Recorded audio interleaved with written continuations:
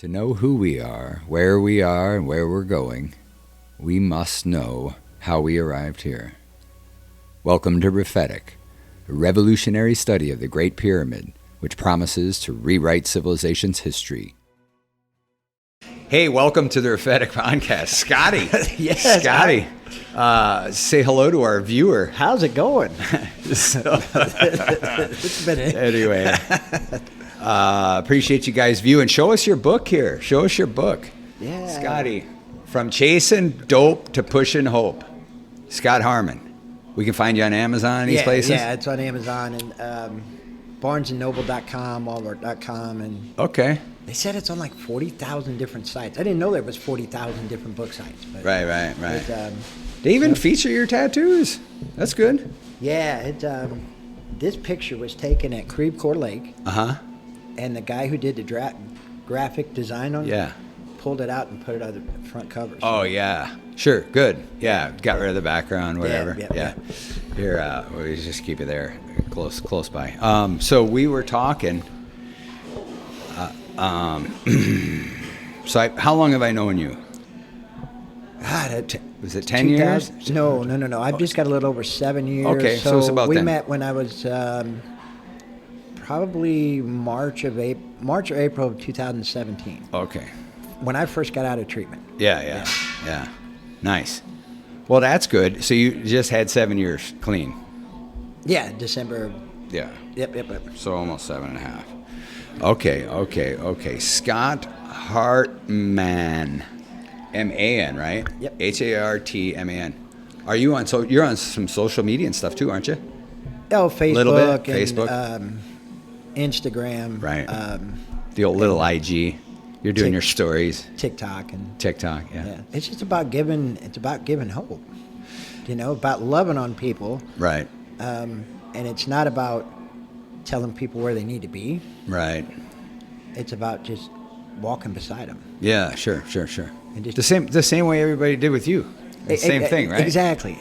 But the problem is, a lot of people forget where they came from. Forget that people walked with them. Right. And there's a lot of judgment, a lot of hypocrisy,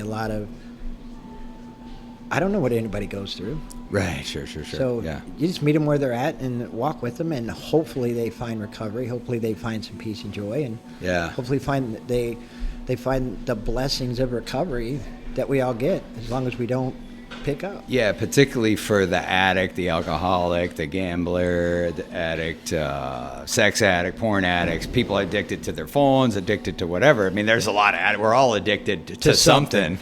Right? Jesus. Come on. What I love is when somebody will come up and say, well, I don't have an addiction problem. Right. Okay, I'm going to break this down, and I'm going to eat you, and then I'm going to spit you out because you're addicted to something. Right. Whether it be coffee, funny. Whether it be that favorite TV show. You got to have that candy bar. Everybody's addicted to something. But the one catch on the official definition that is it has to be harmful to your life. So some stuff may not fit the strict definition. True. So I'm saying if I'm addicted to exercise, maybe it's not. Maybe on the balance it's not harmful to my life. It could. So. Yeah, in that respect, I don't want to categorize everything as an addiction, but anyway. And then again, that's not even the point of our discussion, as the viewer will know too. But like I briefly described to you, we just, I think the practice of self-examination, we want that to be a groomed muscle. We in particular for people in recovery, is your very life depends on self-examination. And getting honest with yourself about everything. 100%. But over time. So you can't take it all at once. Right. It's like, thank God, I'll use your time. 7 years, thank God I didn't know all of how sick I was at any given one time. It has to unfold over time. Oh, yeah. Or it'll just run you out the door. You're like, the hell with this. Well, I remember early on it was you and a few other people because I wanted to have that year and I wanted to have that 2 year. And you were saying, okay, You got to wind it in some. You just got to trust the process, deal with what you're dealing with right now, and everything will fall into place. And, and it has, and I'm still dealing with stuff, and I think I always will. Sure, yeah. Well, and there's kind of the adventure of it all, discovery, right? Yeah. It's like, keep looking, you'll see new stuff. For people that are willing or do the work, you know. So, but what we were talking about before this, so the viewer will know that I'm a strict non-theist, right? Which is not that important because people have already heard it, you know. So I don't feel, I said, here's what I feel like. This is where I'm at in terms of my understanding, is the things that happen in the natural world, including us, transcendental experience, deep moving emotionalism, things like this, right? Psychic change, what people describe as spiritual experiences or spiritual transformations, awakenings, perhaps. Anything that happens in nature is by definition natural, okay? Now, it doesn't mean you can explain why it happens, right? But it does happen. It might be just a phenomenon. And so I feel I've come to regard as I don't need to invoke the supernatural in order to explain or accept or find some equilibrium with what happens naturally. Okay, so that's the only difference that I see between atheism and non-theism and theism is the invocation of the supernatural. You know, and sure, there's plenty of things to do, or let's say available options in terms of spiritual practices, right? Right. So tell us about you. We were talking about the spiritual practice, people condemning or judging or things like this. And I'll throw in one last thing too, was my buddy Wade. You know Wade Trent, right? Oh, Musician. yeah. Okay, so one day he was talking about his grandpa, I think.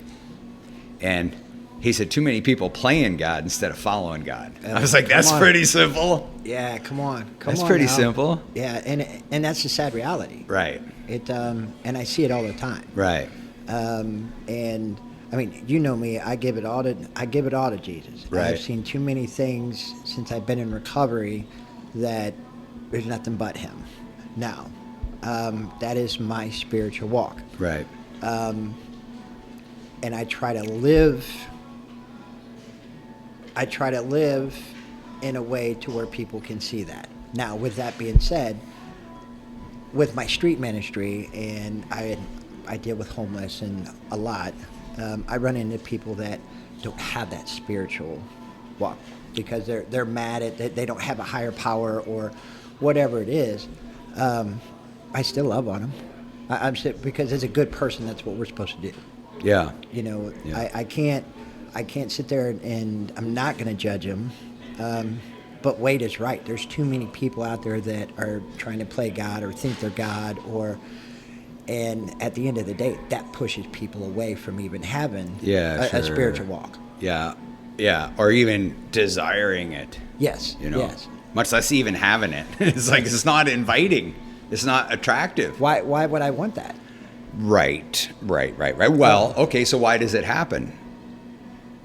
Why do people judge the other or whatever, however you want to describe that? This is what I have found in my recovery. When people judge other people, they're not, like if I were to sit here and judge you right now for something. Let's have fun with it. I'm not telling you how I feel about you. Yeah. I'm telling you what's going on with me. Right. And I don't want to deal with it, so I'm going to take it out on you. Yeah. Now, why do people do that? That's $1 million question. I wish I had the answer. Right, sure. People just don't want to look at themselves. Right. Or, and I've said it a few times, I just want to feel good about myself. So whatever that looks like, it could on one day or circumstance or something, it could look like condemnation of someone else. It could look like judgment. It could look like me playing the victim. It could look like a million different things. Right. I just want to feel good about myself. And then a lot of times, in terms of talking, communicating, I've seen, it's my observation that a lot of times people, it's like, who are you trying to convince of what you're saying right now? Most of the time, people are trying to convince themselves of whatever they're saying. Right. That I'm better. Was it Elizabeth or whomever I was talking to, or Jeremy? But anything that portends to make me exceptional, the human ego is just onto that, like stink on shit, you know? You mean I'm special? I'm in. Right. So, anyway. But so your road, start from the beginning, because, you know, people talk about grace all the time. I mean, it's a real experience to live in grace. Oh, 100%. Right? And I've described in the past, like, the reason I'm honest is because I've lied so much, and I know the pain of it. The reason I go to the gym is because of my diabetes, and I know what it is to be ill health, or to lay on the couch. Like, the suffering is worse there than in doing some positive thing. But when it comes to grace itself, right, we're up against something you can't fix it. There's nothing you could do to stop what you're doing. But then it stops. And you're like, I know I didn't do that. Right. So then we understand grace. We have an experience of the grace. Absolutely. So how did this all start with you? And you could tell us, give us a couple teasers from your book and stuff for people. You got to tease them into buying it. That's what they say. No, I'm just kidding. You know, the book is just about, it's just my story growing up. You know, what I went through as a kid, being beat, being raped, having that, you know, all at an early childhood. I went through the physical abuse, the mental abuse, the sexual abuse. Right. And then I just didn't know how to deal with it. So I lashed out fighting, damaged houses. I mean, I was just an ass, 100%. And then got hooked into drugs. So the story, the book just goes from where I was at, and then the mindset that I was in my addiction. Because for me, it was a lot of foxhole prayers. You know, God, help me not do this again. This is the last time I'm getting high. Or the days where I wanted to stop and couldn't. And then just where I found God, my higher power, and just went through the journey of recovery. And it stopped at about 2018. Right. And I'm writing a second one. Yeah. And it's just about giving people hope. But it's also, I'm no better than anybody else. I think that everybody that is in addiction, whether it's drugs or alcohol, can get to that point of recovery. And with certain steps, you can find all the blessings that recovery has to offer. But you got to work at it. Yeah. And for the average person too, you know, simplest version is, you know, I think I just get to start being who it was I was intended to be, without the disruption and the trauma or the dysfunction or whatever, right? Right. Or the abuses, and then it's the reaction on top of the reaction on top of the reaction. I'm spun out. I don't even know. I can't even get to the causes and conditions. Right? Right. When I'm spun out in active addiction. So, and then another thing, let me add to this before you go on, is, you know, I think it's super important to emphasize to people that there is a solution, right? There is a way out. You don't have to kill yourself. You don't have to just stay mired in the pattern you're in, right? There's ways to address everything under the sun, okay? But only when they've suffered enough. You can't be trying to give hope to people who ain't listening. That's it. You've tried this? Oh, yeah. I mean, how often? How often do we try? I used to beat myself up because I thought I could save everybody. And yeah, then I your realized success, our success rate at walking people through steps or getting whatever.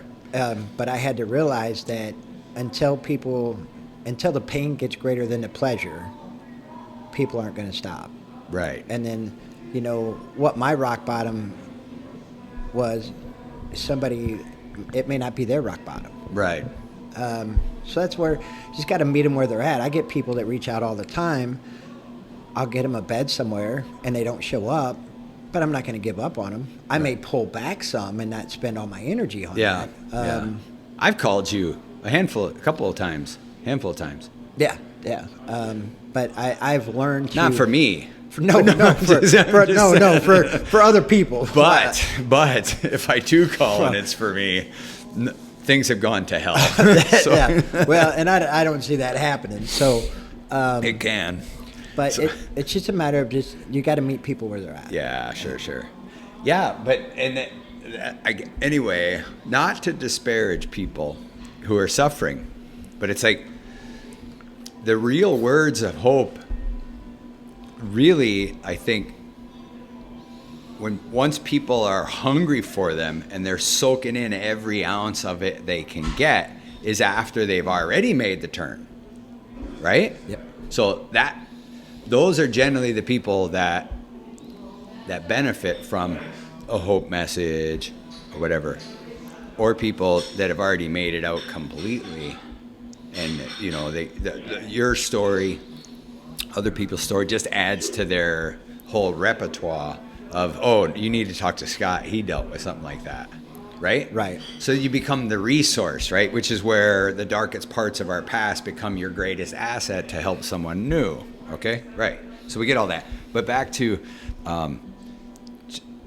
you thought, like most newcomers, that you could help everybody. Yeah, go ahead. Sorry. I didn't mean to interrupt, but I was out in West Virginia speaking one day, and I met this guy that we'd been friends on Facebook forever, but that was the first time we met face to face. And he was real big in the recovery world. And he said, Scott, you got to ask him one question. He said, I'm watching what you're doing, but you're spinning your wheels and wearing yourself out. And I said, absolutely. And he said, you got to ask them this question, and depending on their answer is where you go. And I said, okay, what's the question? And it's so simple. What are you willing to do to get the help you want? And once I started asking that question and listening to how they answered, that saved me so much peace and joy. Mm-hmm. If they say they're willing to do anything, they're ready. But if it's, well, I'll go anywhere, but can I smoke or can I have my phone? No, you're not ready yet because you're still trying to control it. Yeah, but this, but that. Since I can't go till next Thursday. Yeah, I got a couple things I got to do. What are you doing?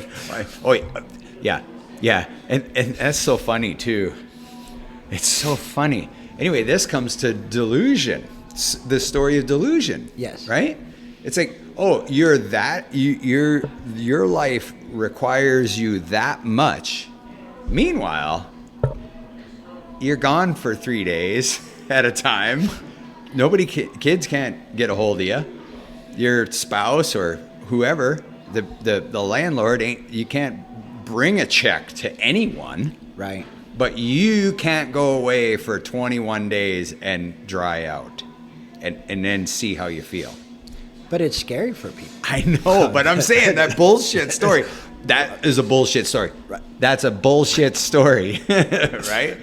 No, you could I haven't done the Superman thing. I call it savior behavior. Oh, absolutely. But of the handful people, whatever. And you're a front line dude with your peer counseling stuff and certification, all that, and your involvement. You are a frontline guy. I'm not a frontline guy. I'm when it's convenient for me, I'll do it. No, none of that's not entirely true. But I'm the elder statesman, sits in the back, answers a call if I get one. Right. But I'm not. Anyway, you don't mind getting hit in the face all the time. No, I'm in the trenches. I know. And it's been a blessing because the past few times that I've hit the streets, and when I mean hit the streets, I don't mean St. Charles. I mean where I joke with people, but I'm serious. If I'm not hearing gunshots, I'm not in the right spot. Yeah. But through that, I've been able to get people into treatment. Yeah. It may take a day or two, but I've been able to get them off the street. Right. And it's all, for me, it's all God helping that. But that's just where it's at for me. It's about, that's where my passion is. Sometimes it's a gift and sometimes it's a curse, and I'm telling you. Yeah, sure. Okay, so what I was going to say is, like, my one buddy, Kevin, he'll know who he is. But then one day he called. He's like, yeah, the wife's got the kids. They're on the way to Chicago. He's like, I don't know what to do. I'll, like, pack, like, 3 days worth of clothes, a towel, and I'll be there to get you. And that's it. Like, you don't need to know anything else. Like, you... Right. Oh, what about this? What about... Shh. Pack a small bag. We'll come to get you. That's all you need to know. Right. And so, if anybody is ever at that spot, just please shut the fuck up.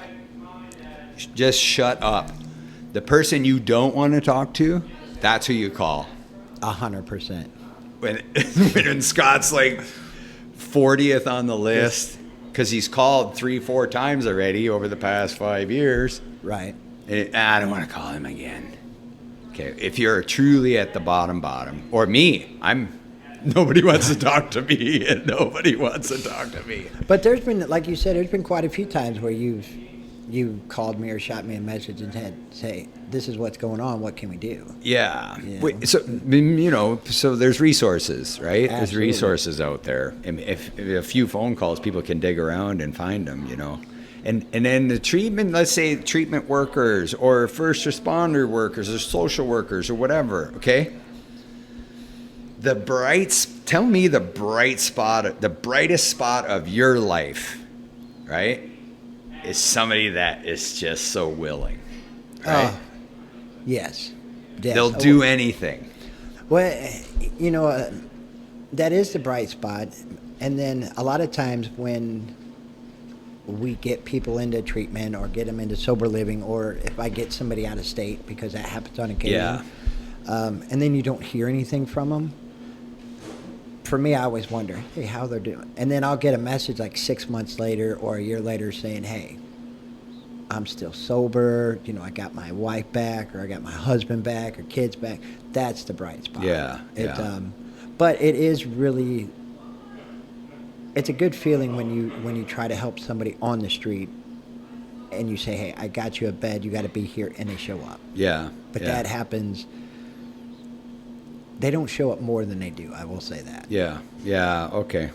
Well, let's just call it 60-40 to be fair. It's probably more like 90-10. It's at 100%. 80-20. I'd say 90-10. Okay, 90-10. All right. Yeah. That's just... Okay. Here's another important thing. I think it's important. I've always seen it to be important. Is other than the resources, let's say county, state, whatever, right? Or even private. There's private money through different organizations, whatever. But when somebody that truly needs help and wants help, where do you rank money in terms of helping them? Where does that fall? See, and that's the heartbreaking thing, because when people reach out, I have to ask them a question, and I hate asking, do you have insurance or you don't? Right, sure. Because in terms of placement, all right. If you have insurance, I go one way. Mm-hmm. If you don't have insurance, I go another way. Mm-hmm. If they're in treatment and they get into sober living, but they don't have that deposit, okay, I can give them, call this number, they'll help you with that. Yeah. But I don't think you should ever put a price tag on somebody getting help, no matter what it is. Right. But unfortunately, that's just life. Yeah, okay. But there is funding out there that the right funding, the right situation, the right person, there's funding that can take care of that. Yeah. Okay. But again, in a spiritual sense. See, I'm of the opinion, and my experience has been such, that when people need help, like one-to-one help, it has nothing to do with money. Right. No, housing's one thing, treatment center's another thing, right? Sober living, whatever. That's, and food or even travel. But I've seen people, guys, gals, whatever, people without their license for 10 years. Never miss a day of work, never miss an appointment, never miss the probation officer, right? Because they've networked enough, but they were earnest enough and doing the deal, right, that people will help them. Like, we've seen it so much. We're not going to really help people that are just playing the fucking system. Yeah, I learned that the hard way, but yeah. Okay. I learned that the hard way. Yeah. I don't do it anymore. So that's the fine line. And what is that? We're having to make a judgment at some time, right? But it's entirely based on the people's willingness to do something. Absolutely. Isn't it? Yeah, if I have to want somebody's recovery more than they do, yeah, then I'm backing off. Yeah, it's just a sad reality. Yeah, the cart before the horse. If somebody is doing everything they possibly can, and they may hit a roadblock, yeah, I'm going to help them try to get through that roadblock. Yeah, sure. But with that being said, I've never seen somebody in recovery that has done everything they're supposed to, and they're doing everything they're supposed to, not be able to succeed. Yeah, sure. There may be some walls, but they're gonna break. Yeah, they're gonna go through around them. Yeah, that's true. Hey, so, I mean, it's like it's almost like the smarts thing. Like you can be too smart for this, but you can't be too dumb for it. Right. So, right. But the same thing with money, right? So you can probably be too wealthy to humble yourself, right? But you can't be too broke to not get it. Right. So broke people can get it. Oh, 100%. So, and then they do it, and then there's all the help that they need, right? I mean, really. Right. So. And like for me, when I got out of treatment, I didn't know anybody because I didn't go back to Jefferson County. I stayed up here. Yeah. So good idea. When I went into, Just kidding. Oh no, it was a good idea because if I would have went back down there, the whole county. Yeah. Yeah. Well, that county's fine without me. Yeah. I would have went right back into the hornet's nest. So I stayed up here. So I didn't know anybody. I didn't have a car. And I did 130 meetings in 90 days. Yeah. Without knowing anybody. Right. But I learned to network out. Yeah. Use the phone list. Right. Walk if I had to. Yeah. And you got a job close to where you were staying. Yep. I started working at Club Fitness. They hired me on, and then I started working Bellacino's, both jobs. And, Right. And that worked for me. Yeah. So when I hear people say, well, I can't go to a meeting because I don't have a car, okay, well, let me guess. When you were in your addiction, you didn't get high or drunk because you didn't have a way to get there? Well, no. All right then. Right. I always tell new guys or gals or whatever, I'm like, here's your newcomers packet. There's 40 people on this list, right? If I told you one of them had drugs, how many would you call? Oh, you'd be calling that one. No. Or you'd be calling all of them. Absolutely. Right? Yeah. It's like, here's your newcomers list. You want to stay sober. How many of those 40 people are you going to call? Maybe none of them. I can count on. That's so funny. It's so funny. In 7 years, right, I've had 2 people call me off the phone. Whatever. Yeah. It's one every couple of years. I'm still on the 12-step call list and stuff from our answering service and whatever.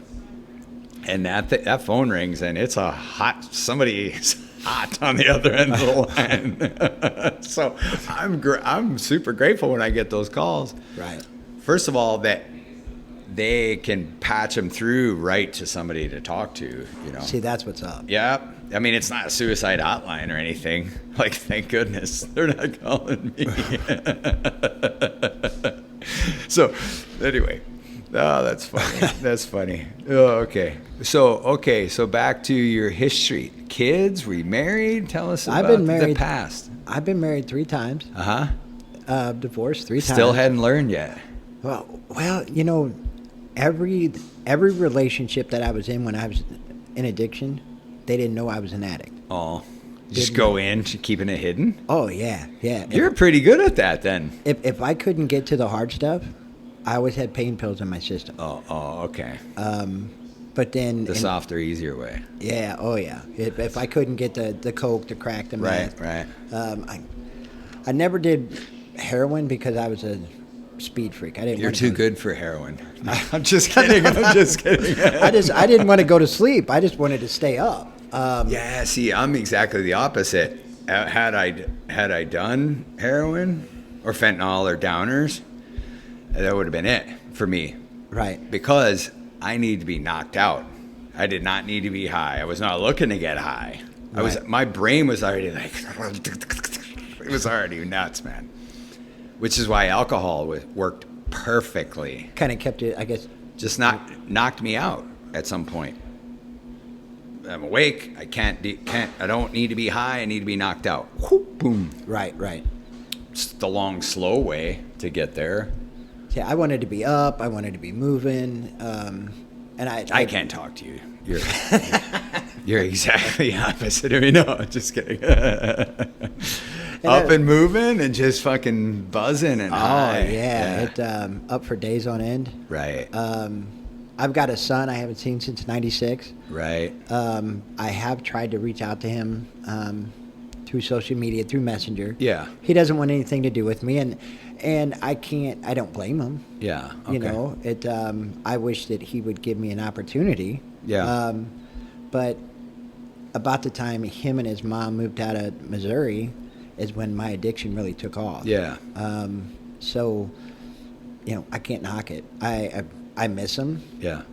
But that's not. That's about control. you. Yeah. Let him have his half of whatever it is. Yeah. But you know, his mom. I remember when his mom was. We were divorced, and she was dropping him off at my trailer, and he was 4, and he walked in, and he said, "Dad, Mom says you're my weekend play toy."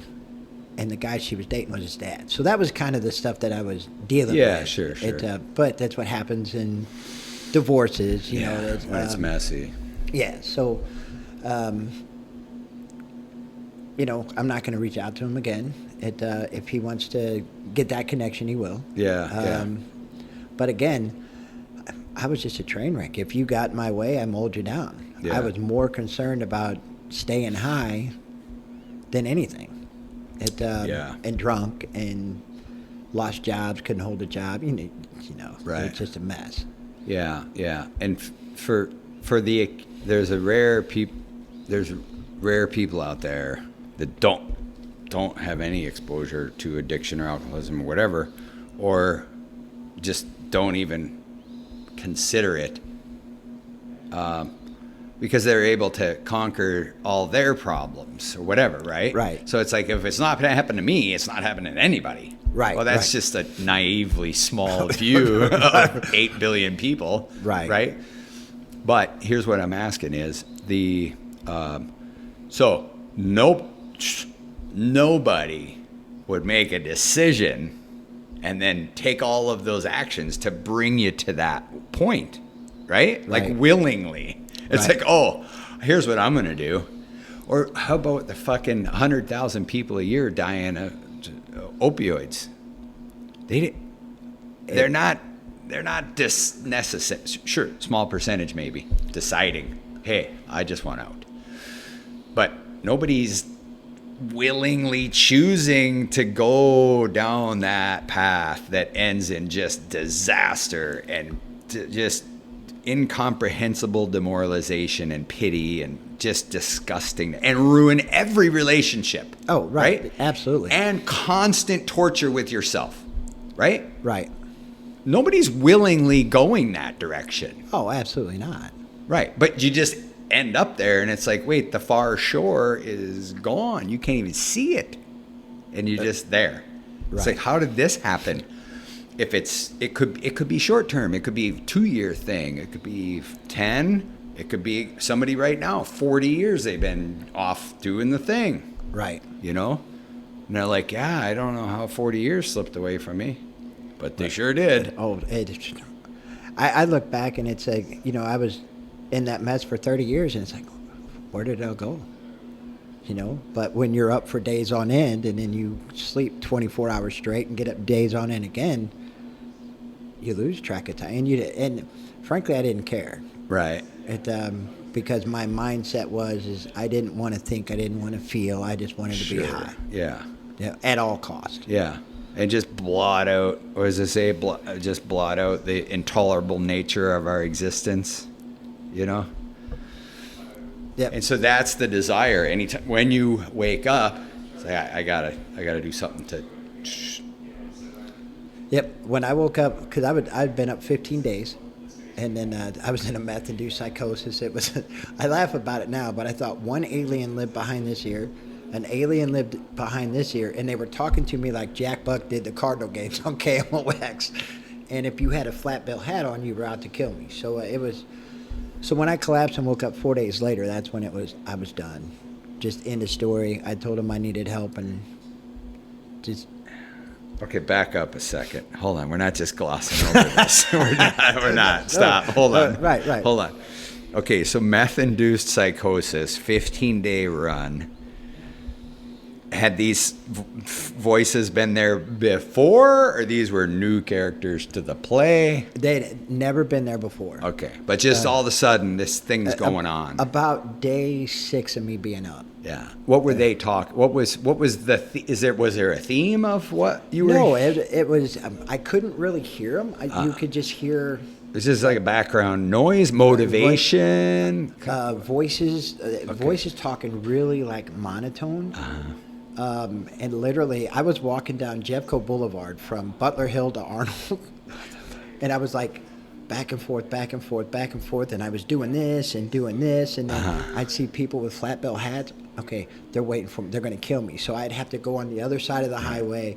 The flat-billed hat mafia. And it was so bad. When I collapsed in a Gordman's down in Arnold. And when the Jefferson County Sheriff showed up, these two kids, it couldn't have been no more than 14, 15 years old, walked in with their moms. And I said, yeah, and those two little MFs, they've been trying to kill me all day long. But the cop knew that I was just out there. Yeah. You know, so the conversations, it wasn't, they weren't saying like you need to kill yourself. Thing. Okay. But yeah, it was a mess. Yeah. And I was probably 160 pounds, skin and bones, but I was shooting dope twice a day. Right. Wasn't eating. Right. You know, and I would try to sleep, but it wasn't happening. Right. And when I woke up in the Highland Center 4 days later, they said, "What do you want?" I said, "I'm done," and I got into Bridgeway, and then off to the races. And yeah. Okay. So you seek help. Which usually happens after the emergency room, okay? Right. I got a little joke about the emergency room, too. It speaks to, like, the anonymous program, right? No, we are not advertising. This is like the spiritual kindergarten and underground, right? So, but it's a lot like, how often do you see ads for the emergency room? You don't. Hardly ever, right? The only ads I ever saw for the emergency, they were introducing like reserve your spot. Yes. But that was it. Yep. Okay. So we as a society, we suspect that when you need an emergency room, you're going to find one either on your own or people are going to bring you there. Right. Just follow the blue sign, dummy. Right. We got right. That's it. So maybe, and I'm getting to the thing here is the point. When did you figure? When did you have a sense of relief? Like immediately, right from, let's say, the Highland Center, the 4-day thing, when you woke up, with the surrender, with asking for help, did you get any sense of relief? Or you get to Bridgeway and you're there for a couple days, or you whatever. What was the first sense of relief that you got?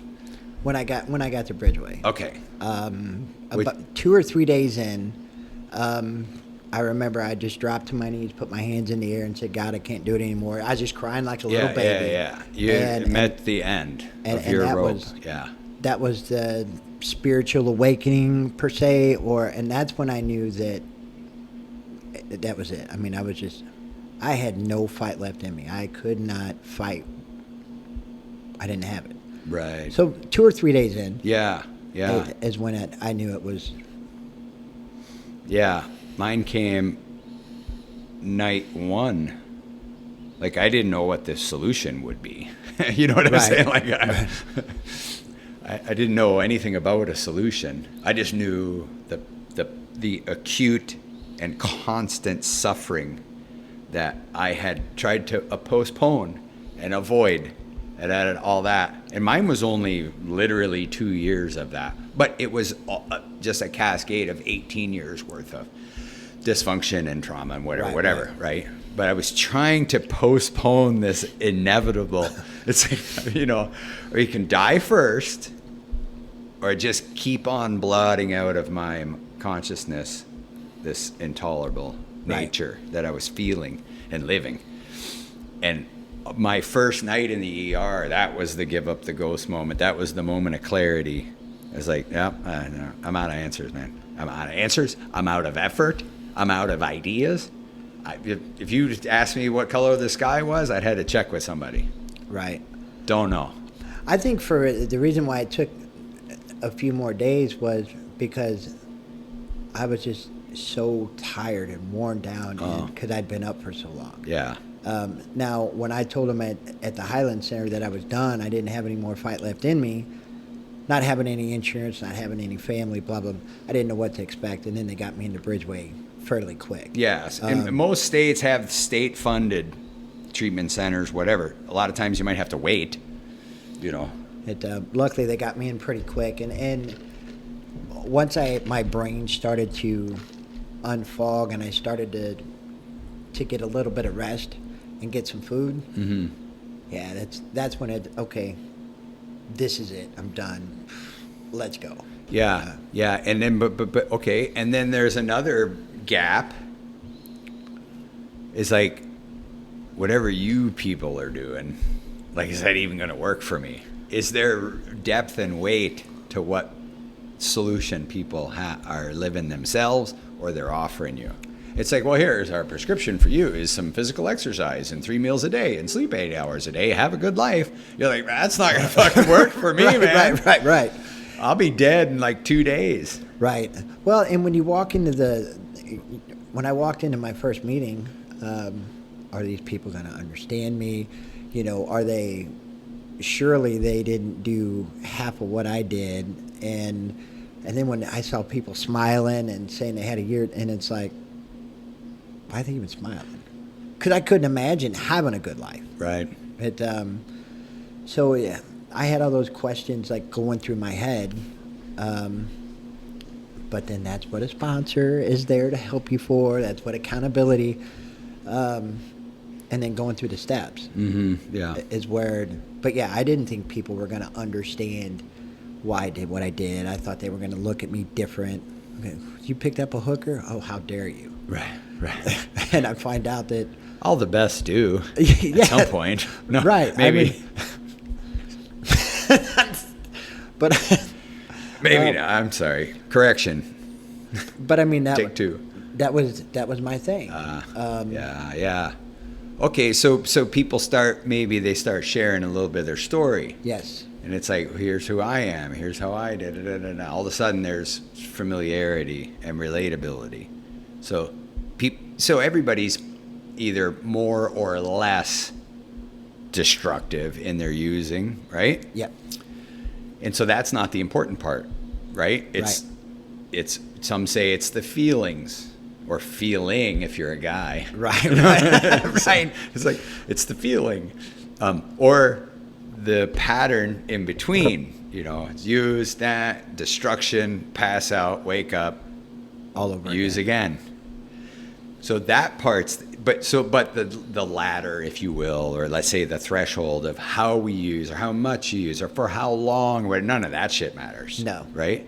It's and to be more specific on the definition, let's say, and I know this for alcoholism, but if you find when you really want to, you cannot quit entirely, or when drinking, you have no control over the amount you drink.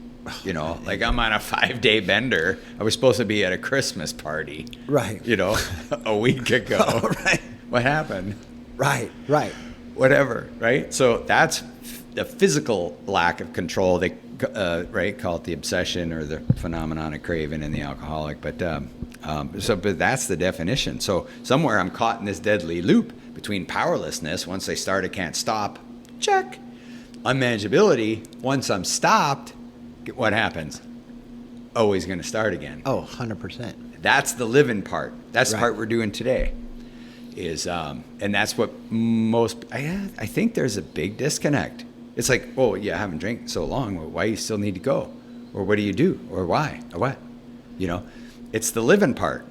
That's it. Right? It's like I'm prone to inordinary actions and reactions to ordinary life. Right. And enough of those, or one, I'll have a drink in my hand thinking this is the only solution to what I've created or that life has dealt me. Right. This is the only solution. And then that's a delusion. There's There's a million other solutions, right? But I'm not going to look at those. I'm going to find this one. And then you're going to do it again. And then, boom, Katie barred the door. You're off again. Oh, I can't. You know, one is too many, thousands never enough. Yeah. I can't stop. Yeah. It and I hear people say, well, you know, once you get a few years in recovery, why do you still go to meetings? You know, I don't go to as many meetings as I used to, but I still stay connected in the network. Yeah. And there's always stuff that I hear when I go that I need to hear. Sure. Because I don't know everything. I don't claim to know anything, and I think I'll learn recovery until when I'm not here anymore. Yeah. And sometimes I could be in my head and go to a meeting, and it's like, what the hell are you in your head for? Get out. Yeah, it's just. But again, I used to go to 5 a week, and now maybe 1 or 2. Yeah. But life is happening, and I'm busy, and. Okay, let's take some of that. So you were you always a churchgoer before? Had you maintained some of that, or was it gone and then? Growing up, I was forced to go to church. Didn't know why. Right. Okay, I probably hit every denomination. Yeah. Under the sun. When I was going through my divorce, this couple that I worked with wanted me to go to their church. Okay, what do I got to lose? So I go to their church, and they got free food, hot coffee. That's all the reason I need. Well, it was a strong, like, they were speaking in tongues. Yeah, the Pentecostals. Yeah, Pentecostal. Yeah. And when we left, I said, "What was that?" And they said, "Well, that's speaking in tongues. It's the Holy Spirit, and if you don't speak in tongues like that, you're not going to heaven." Right. Okay. So I put pressure on myself to try to do that. Conform. And when it didn't happen, right, that took me away from church. Yeah. Sure. Okay. It took me away from God. Yeah.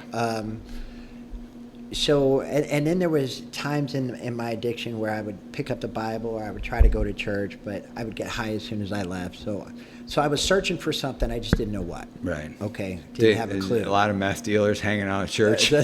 Church parking lot. No. I would always have it set up in my car. I'd have that bubble ready. And so I was a mess. And then when I got into recovery, I met people that were going to churches, and I went to a bunch of different ones. Yeah.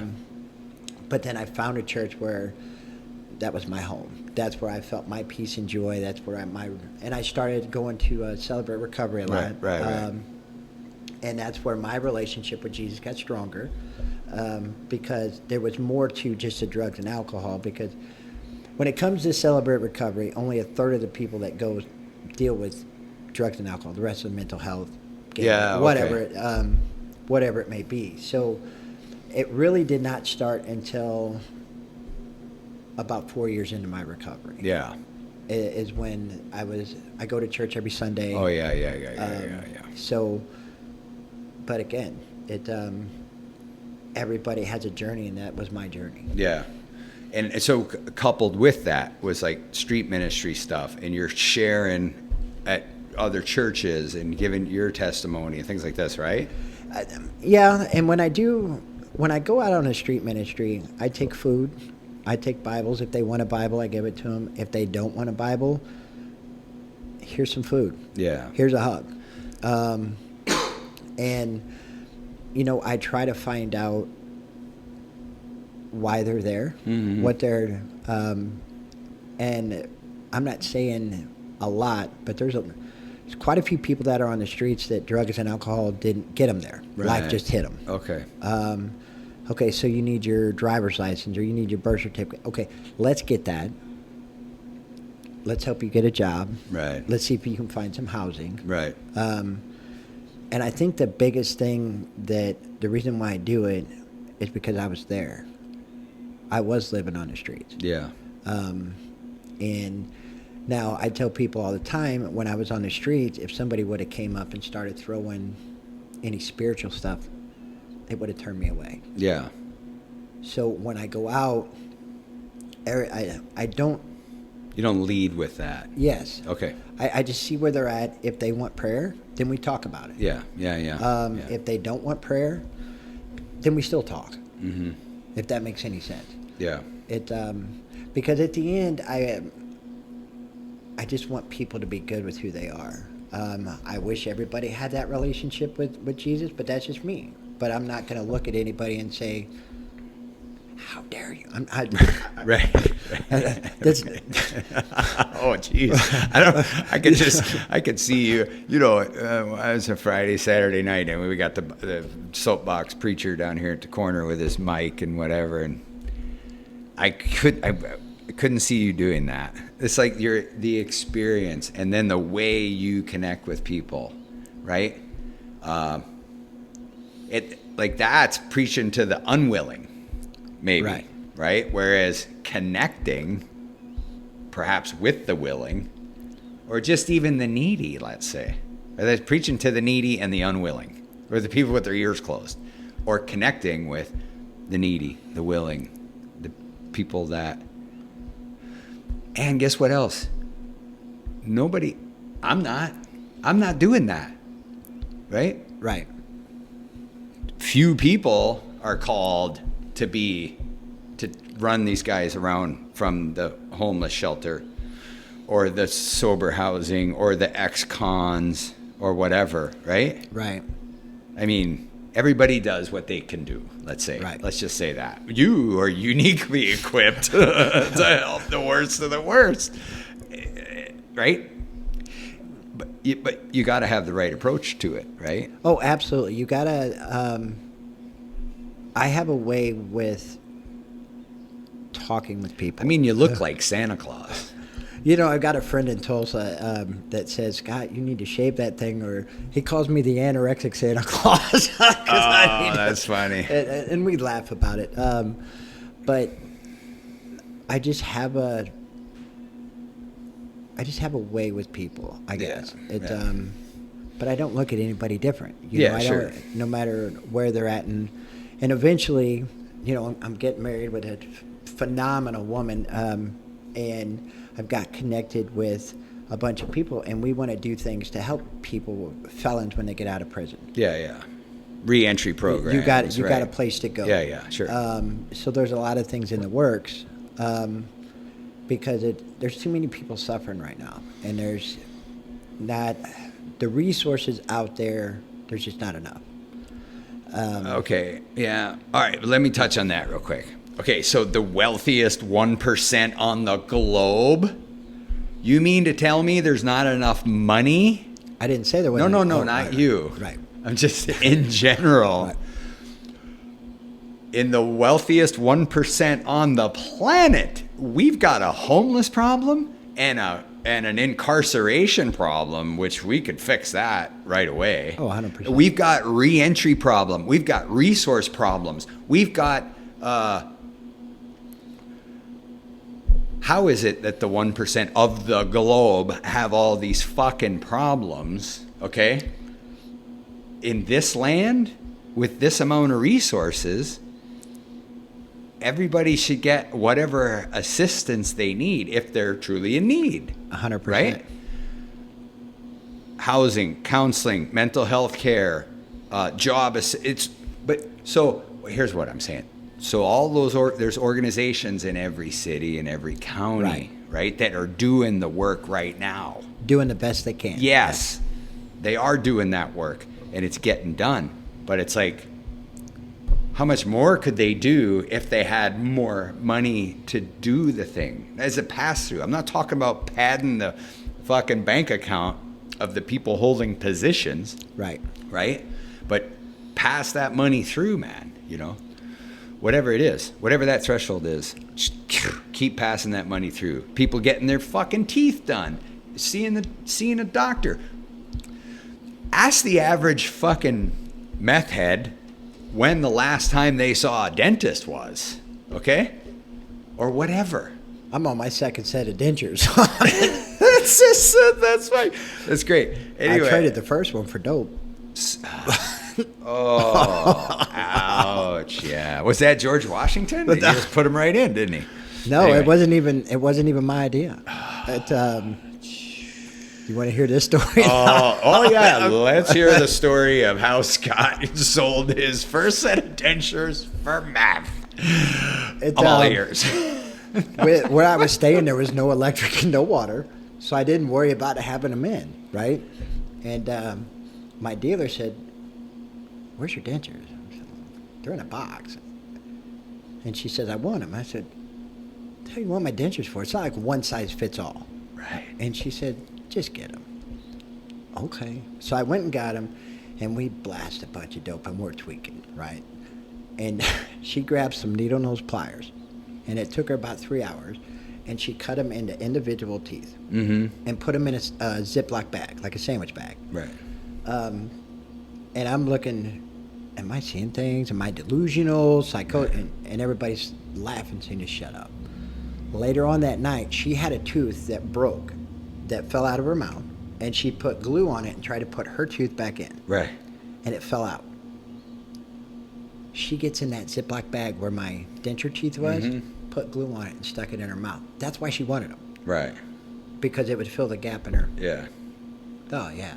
Was this before or after she tied you up and kept you hostage? I was like, "You're mine. I'm keeping you." No, it was just the craziest thing I'd ever seen in my. But that is just where the addiction had us all. I mean, it was just, it was a mess. It was Jeff County and a compound, and it's one of those where if you go to show up just to get some dope, you're there for 6 months. It just kind of just sucks you in. Right. But yeah, I traded.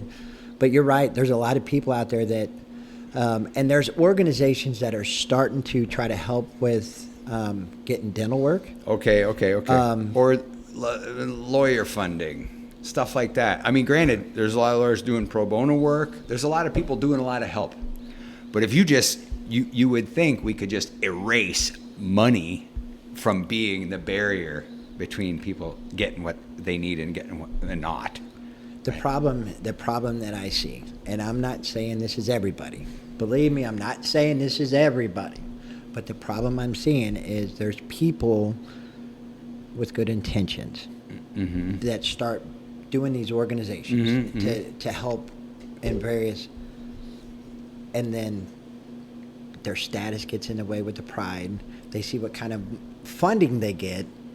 They start going on vacations, and the people they're helping get pushed into shuffle, and they get lost. And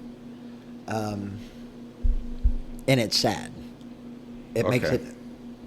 I see that more so than what you think. Yeah. Okay. But out here, there's starting to be more organizations that are trying to help with, and I wish, and this is what I'm hoping at some point, that I can get like a van. And when my nonprofit takes off, our nonprofit takes off, that people that are homeless we can get them to the doctor, or we can get them to court. We can get them to their probation. Yeah. You know, I was sitting in court one day supporting somebody. Yeah. And they were doing the video. The judge was doing video with inmates in jail. Oh, right. They were telling the judge, okay, I'm homeless. They were releasing them, saying, okay, we're going to release you even though you're homeless, but you got to report to the probation officer the next day. You're releasing a guy that's homeless. Where do you think he's going to go? He's going to go back to what he's used to, end up back in jail, because he's not going to make it to the probation officer. Right. So so we're working on having a place where people can go until we can get them into, whether it be long-term treatment or get them into some housing. So like just a stopover, just a liaison between get out of jail, prison at 10, the PO appointment's tomorrow at 11. What are you going to do? You can come here, but if you go to your PO and you still don't have a place to stay, you can still stay there until we find you. That's what I'm saying. Yeah. Till you get housing, maybe you still need halfway house, sober living. Maybe you still need this, that, whatever. Right. The job is, but like I'm saying, what you're saying is of the people out there there's people trying to do this now, but the more funding they get, the more liberties they take. There's some, yes. But this is always a risk, right? Yeah. It's a risk with people, right? Oh, 100%. Or even with let's say 501c3 filings and things like this, right? But it would seem to me, and I don't even know the number, but isn't there a maximum amount of dollars spent on, let's say, administration, things like that, with nonprofits? It's like I think so, but I don't know the numbers because I'm not there yet. Yeah. I understand, but what I'm saying is, let's say inmate release or addiction, peer counseling as an arm, as a whatever. Let's say you carved out a specific nonprofit legislation and requirements for this particular 501c. Right. Call it 501c8. Right. Here's the threshold. 70% of the money needs to pass through direct to benefits for those you're helping. Administrative costs 30%. So all of a sudden you don't have a windfall. Well, you would think that there would be there's regulations there. I understand. That. Yeah. And but I'm saying that might cover all nonprofits. I'm saying specific to this. It's like you can't have some guy flying off to Fiji when he's running a halfway house or 2 or 3 or 10. Right. Like, sorry, buddy. But it happens more than you think. Fuck. Okay. Well, I mean, I don't doubt, but it's like, okay. So let's look at this. So clearly, some people are gifted to working with the challenged people, right?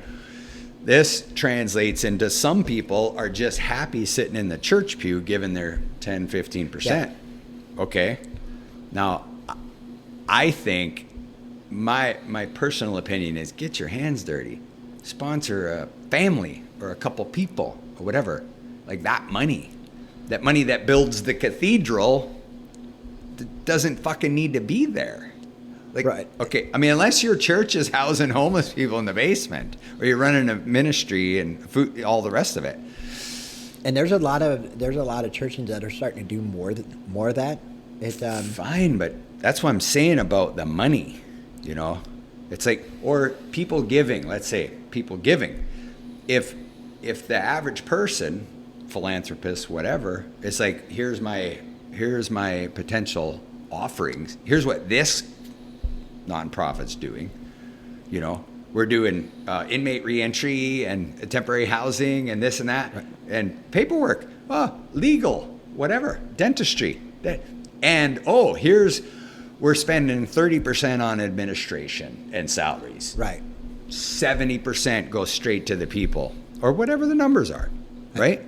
In your bylaws, here's what we're bound to, you know. Do people want to give for a new building or a new fucking Cadillac? Or do people want to give so that Susie gets her teeth? Right. And I know a few churches out here that are phenomenal when it comes to somebody getting out of, like, say, Bridgeway and doesn't have that deposit to get into sober living. Yeah. They help them. I get it. But I just, again, it's just like if there's people between you and the money and the pass-through and then the help, it's like there's all these people in between. Right, where it should be the donor and the end user. And let's just cut that shit out. Right. Unless it's, bridging the gap. Right. Anyway, okay, enough about that. But on the money side. Back to the money real quick, though. What I was saying is when someone, like when we work steps with somebody, we sponsor guys, whatever. Right. Has nothing to do with money. Nope. Zero. Not at all. Zero. That's what keeps it. Let's use all these words have been bastardized. Okay, but let's use the word sacred, right? Right. Brotherhood, sisterhood. You're going to do something for somebody. The only thing you get is to feel good? Or you get to stay sober? Sorry. Go ahead. Sorry. No, the only thing I want from somebody when I help them, the only thing I want is for them to be good. That's it. And for them, they're going to go on and help others. It's just a revolving. They're gonna get better. They're gonna get stronger. They're gonna want to return the favor. Yeah. At the end of the day, because people say, "Well, I can't repay you for what you've done for my son," and it's not about the money. Mm-hmm. It's not. I mean, feel free to write me a check if you want. And just kidding. There's been people that have blessed my ministry. Yeah. And I've told them no, and they've said, "Look, that's the least we could do." Yeah, sure. But at the end of the day, it's about somebody being able to look in the mirror, hold their head high, and be proud of who they see, and know that they can get through whatever life hits them, and they didn't pick up, they didn't use. Yeah, and they're still around, man. Yeah. So many people die, eh? And this new fentanyl that's out is Narcan's not even helping with it. Right. Yeah. I told a story about my buddy Pat. But what are? Give us one or two of the heartbreaking deaths that you've witnessed or been a part of. A while back, I was helping this 19-year-old kid. Not to sensationalize it, but just to share it. That's all I'm saying, to share it. I was helping. I was going out to his house, him and his parents, and I got him connected with some people that were in the rooms. Mm-hmm. And they started picking him up, taking him to meetings. He was doing good. And one night that he was at home, and his mom and dad decided to go out, and he just got in his head. And when they came home, they found him dead. Yeah. Needle in his arm. Right. I was crushed. Yeah. Because every death hurts, but there's some that hit you harder than others. Mm-hmm. And that was a big one. And along the way, there's been quite a few, but the first time I ever dealt with death, and this is where I really had to lean on a network that I didn't even really know what a network was at that point, if that makes sense. Yeah.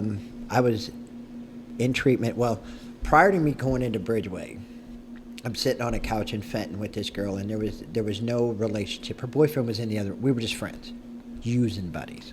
Wink. No, I'm just kidding. Sorry. Right. And we're sitting on the couch and we're talking about, this is the last time we're going to get high and we're going to go into treatment. Those conversations. She went into Bridgeway Women's 3 days after I went into men. Mm-hmm. When she got out, she went to a different sober house. She got a weekend pass, and I went to outpatient one night. She got the weekend pass, thought she had one more in her, and they found her dead with a needle in her arm in her aunt's bathroom. Yeah. So, I mean, those two right there it was tough. And I wasn't even 60 days in recovery yet. Right. Didn't know anybody. I left outpatient. I could have just said the hell with it and went and used to numb my pain. Mm-hmm. But I talked to the house manager at the sober house I was at, and then I went to a meeting. Right. Because that's what people said you need to do. Right. And I'm grateful for that because I'm still here today. Yeah. But 2 weeks ago, there was 3 overdose deaths. That, I mean, it just sucks. Mm-hmm. That's why we just got to keep doing what we're doing. Yeah, for sure. Well, the doors are open. There is help. But on occasion, I've wandered into Al-Anon, which is for families of people associated with alcoholics, drug addicts. I was in one meeting. A fellow was there. His wife had passed away 9 years before, and he's just now coming to deal with his things, right? And another guy, his partner was in treatment, just like to be new again, right? And another guy, his wife had died that morning. And so the human part of me, and I guess I'm way too fucking comfortable, okay? Let me say that. Right. My thought was, I need to get the fuck out of this meeting. Like, this is too much. Too much gravity. Too weighty. Too much sorrow. So, I mean, I'm grateful for it, right? Right. But, time out, right? So, that's super important for people to just take your steps back. When you need to. Yes. Yeah. And first and foremost, particularly you at the end of your 15-day thing, or let's say on day 14, could anybody tell you anything to make any difference in your fucking life? Not at all. Not one thing. We're not giving you any more money. Okay. Here's $1 million. Okay. You can stay here. You can't stay here. Fucking doesn't matter. Yeah, nobody could have told me an absolute. It wouldn't have mattered what you said. Nope. But okay, that's what I think. Is it not accurate? Like, we see friends, we see families, we see kids, we see co-workers, employers, whatever, right? Right. There's no way to help. There's nothing you can do to help people until they hit their bottom, and then they're willing to help themselves, obviously, right? So, anyway, I've talked with a lot of different people about this. But basically, if you want to help. If you want to say no, say no. There's no right answer. There's not, and I've had a lot of family members reach out to me because they don't know where to turn, and my name keeps popping up. And call me. You should get a tattoo. You should get just one last tattoo, like right across your forehead. Call me. But they ask where you draw the line from stop helping and enabling. Right. And as a parent, I can't give them that answer. I don't know what I would do if my son was in addiction. Yeah. It's easy for me to say, okay, I was an addict. You need to stop this, and that. But what would I honestly do? Yeah, right. Sure. Now, obviously, stop giving them cash. If they need food, you buy them food. Right. You know. Yeah. That's a simple one, but people don't know it. Yeah, they don't. You don't realize that. You Right. don't think about that because it's a loved one. But you've got to realize, and as hard as it is, okay, I'm going to use me as an example. If my mom wouldn't have kicked me out of her house and I had a place to stay, whether I could be gone for 3 or 4 days and I come back and she's complaining and yelling and threatening, but I knew I had a roof over my head, I wouldn't have stopped. Right. She was my safety net. Right. As long as we've got a safety net, why would we quit? Right. Sure. So when you take that safety net away and you let them fall, is when they're going to. Yes. Okay. But we also have to realize, it's such a thing. But anyway, like we can fast forward the tape that the alcoholic, the addict that doesn't want, has not surrendered yet. Right. I mean, it's a little harsh to say, well, I have to perceive them as already dead. That's a little harsh. Okay. Yeah. No. I get what you're saying. Absolutely. But that is the reality. So help them, don't help them. Like, unless and until they make the turn themselves, they're going to die. It could be next week. It could be 10, 15 years from now. It could be 30 years from now. It's going to happen. It's going to happen. So, okay. I mean, that's just so real for so many people and so many families, right? Oh, 100%. And it's not to be callous, right? It's not to be callous. It's just to lay out the reality of if they're truly addicted and truly alcoholic, right? There's little or no hope. They're hopeless and helpless until they make the turn themselves. So, right away, like the father in me is like, yeah, but this. Well, how about this? There's got to be a way. Right. No, those are mental exercises. Those are exercises of love and commitment and dedication and parenting. And you wouldn't just turn somebody away, would you? And like I said, I could not sit here and tell you yes, because I would not do if I was in that position. I know. And as a parent or a loved one, when I get the call and they're saying, okay, this is what's going on, what do you suggest? Well, they need to get help, but they got to want it. Mm-hmm. Yeah. Until then, there's nothing anybody can do. Yeah. Well, we know that to be true. It's just that certain people, certain times, it's like your 19-year-old buddy. It's like, he showed some signs. I really, really want this for him. Wow, he's doing great. Boom, done. Like, I guess what I'm getting at is, let me draw another quick distinction. The problem drinker, the problem drugger or drug abuser even, not necessarily an addict, right?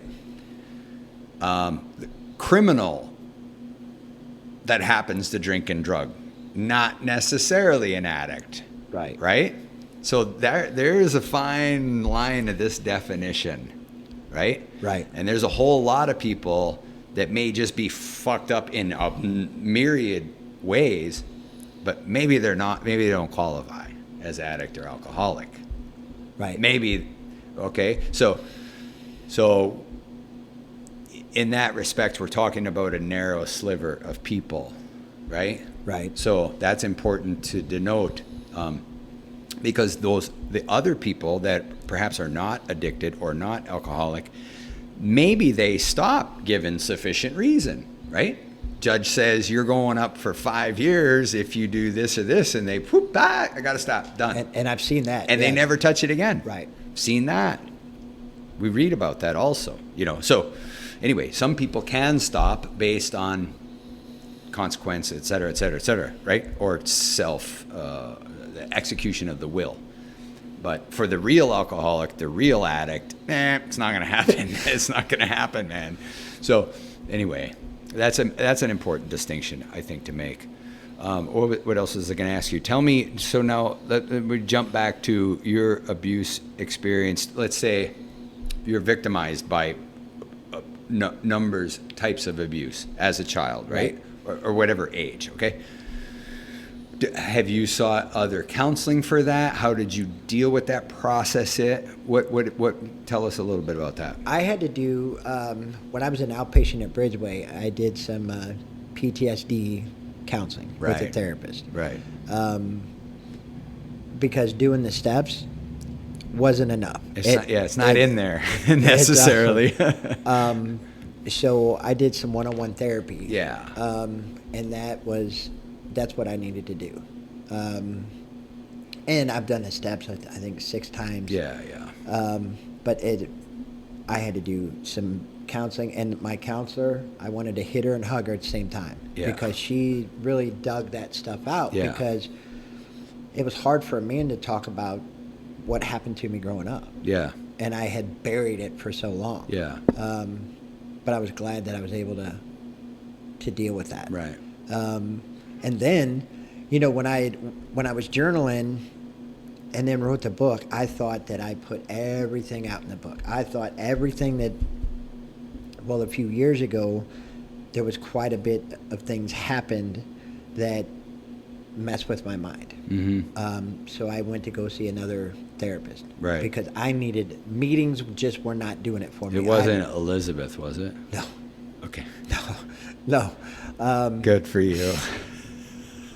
I'm sorry. No. I'm sorry. It was. But we started doing some EMDR therapy. Yeah. That's what she does. And that actually brought up some stuff that I'd buried so long from my childhood that I had to deal with. Mm-hmm.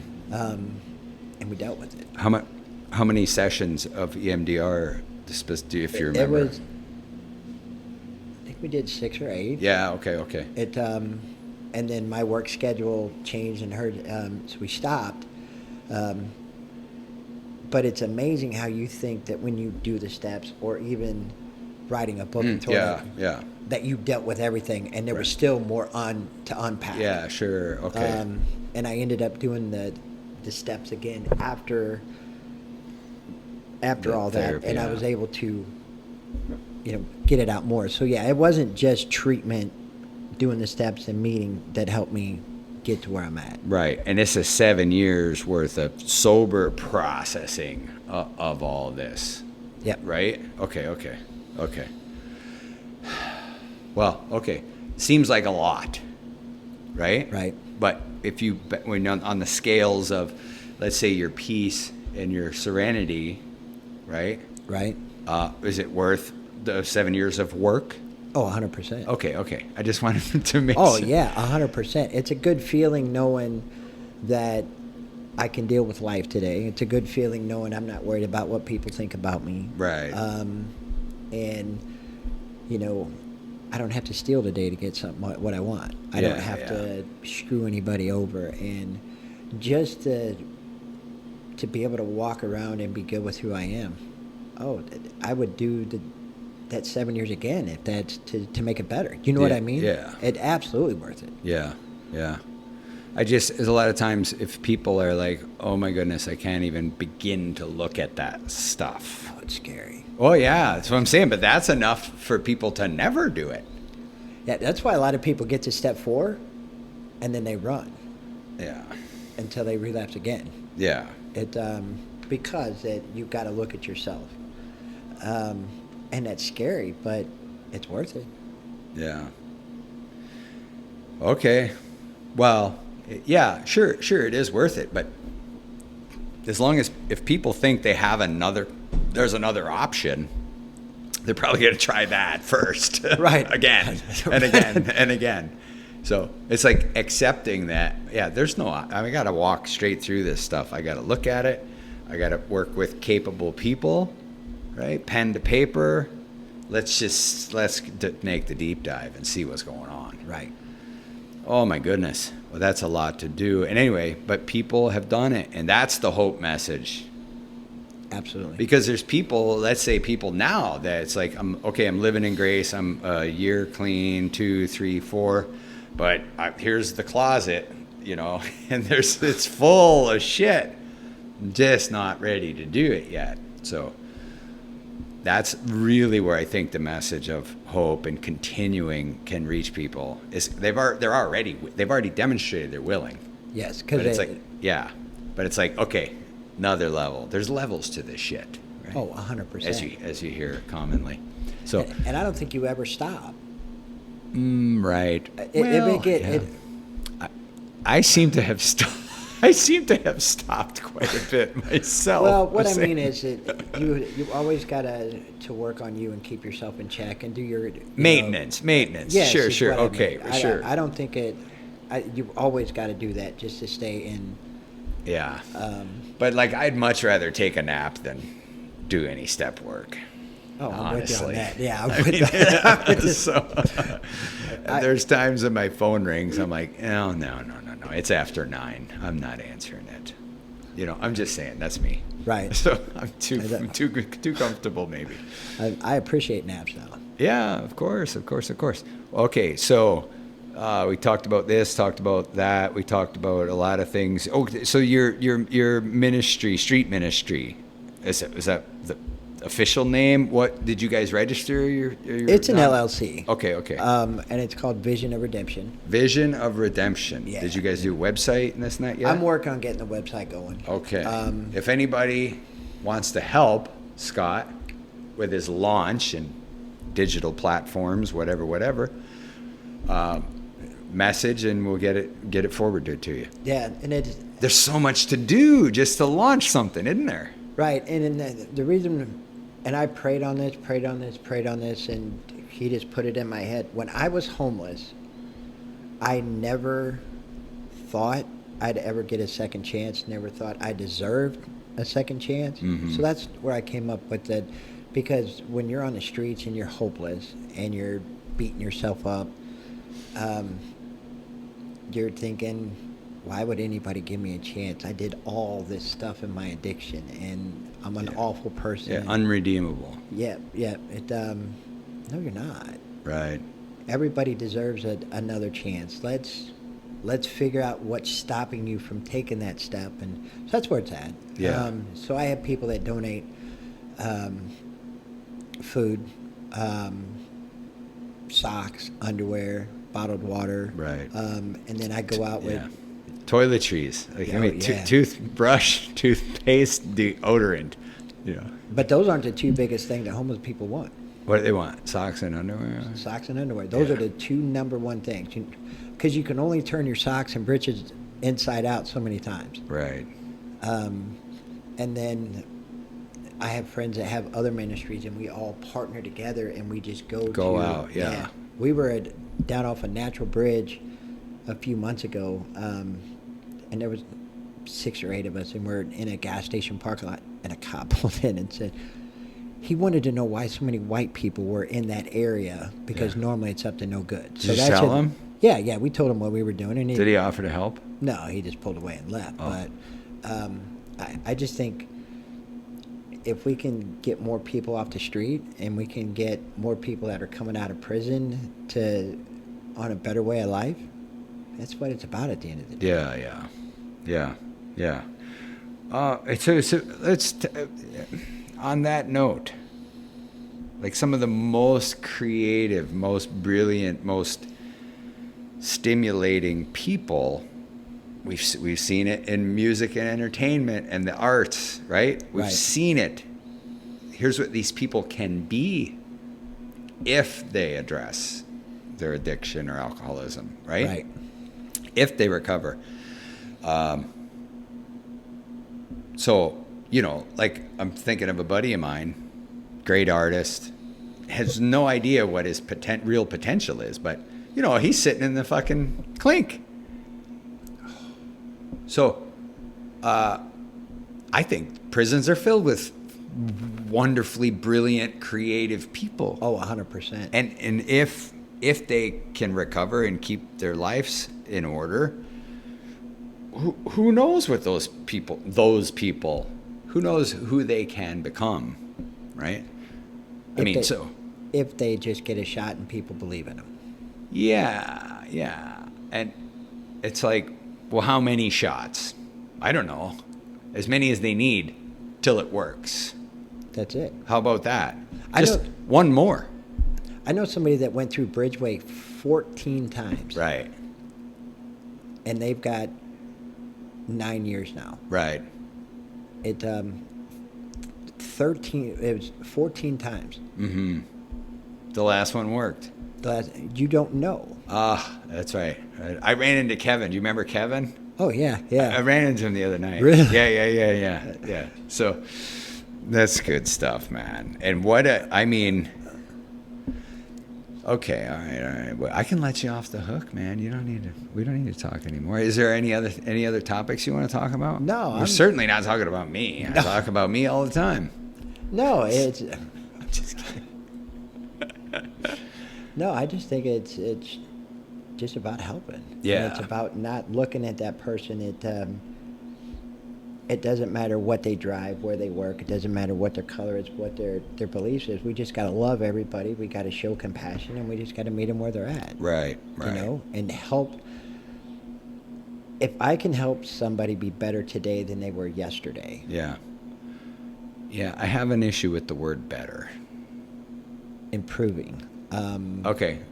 This is fine. Just good, better, best. Like, well, this is a side note. Side note. It implies a value judgment. So I could see that. Okay. Yeah. Right. More improved, more peaceful, more useful, more content, more serene, more connected. Whatever. Instead of the better, and I can see that. Absolutely. So I'm just saying, I don't use it. I don't feel I'm any better today than my worst day drinking or drugging, just as a human. Right. It so I guess what I'd like to do is, if somebody has, because at the end of the day, a lot of people cannot look in the mirror and be proud of who they see. Yeah. A lot can't. They're like women, when they're taking their makeup off, they'll look in the mirror and look down. Yeah. Guys will do the same. And let's stick. Pride. How do you define pride? Let's say pride versus false pride, because we throw these words around, right? I see people that it's all about them, and they forget where they came from. Yeah. They're better than everybody else. Sure. Blah, blah, blah. That would all be false pride. Yes. But I'm saying, when people say pride and or ego, right? But specifically pride, and we can check this, but it's taking stock of things well done. So you take pride in your work. You take pride in how you address as you should. Whatever. Okay, that's proper pride. False pride is all the stuff you mentioned. Yeah. It's like you think too well of yourself. I'm claiming credit for shit I didn't even do. Right. And I'm better than you. That blah, too. blah, blah, Sure. blah. Comparison, superiority, exceptionalism. That's a false pride soup, if you will. Right. Absolutely. But not to be. We use pride as a shorthand for false pride, when they're really two separate things. So and I think there's a difference between, some people will throw that word pride out when somebody's just being confident. Sure. Yeah. And I think you should be confident with who you are. Yeah. But then it goes over to pride depending on how you handle that confidence, where it goes into the false pride. Oh, sure. And then also, whoever's identifying the false pride, if it's someone else, why are they saying that? Just to convince themselves that perhaps they're more humble than this false pride bastard that they see. Yeah. Which is not humility, in fact, right? Right. Okay, so the humble position would be, they're taking pride in what they do, or they are confident, and they should be proud they're of that. Secure, whatever it is. Somebody's giving their testimony, somebody's sharing their story, somebody makes a podcast. Who the fuck does he think he is? I don't know. We're just talking here. Yeah, we're just sharing stuff, right? Yeah, because somebody, in the podcast you do and the podcast that other people do, somebody is going to be listening, and they're going to hear something that is going to cause that light bulb to go off. Mm-hmm.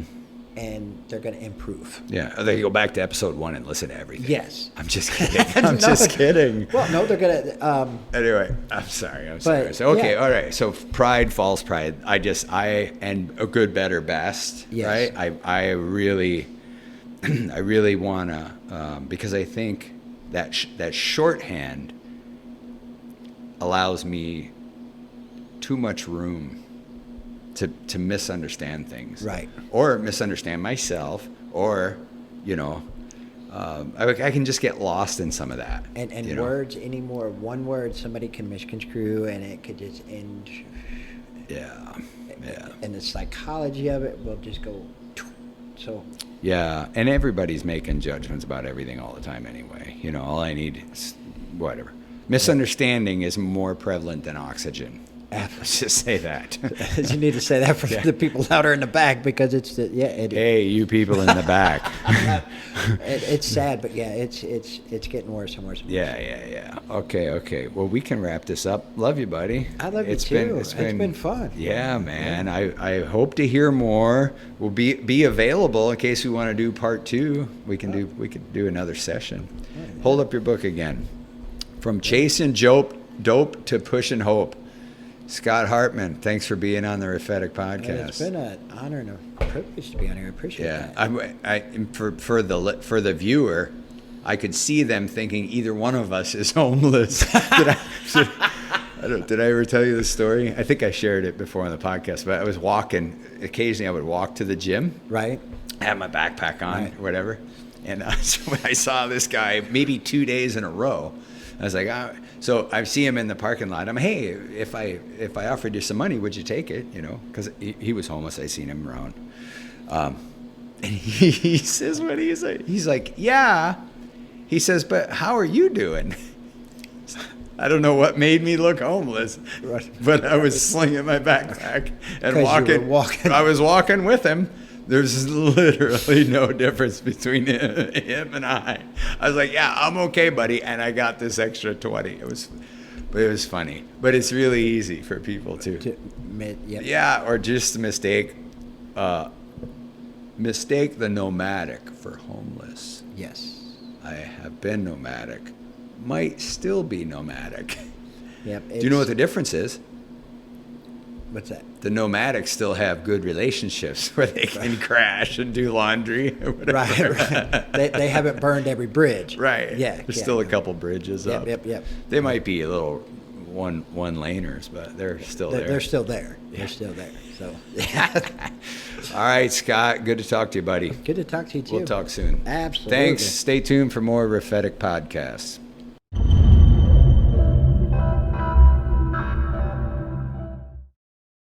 To know who we are, and where we're going, we must know how we arrived here.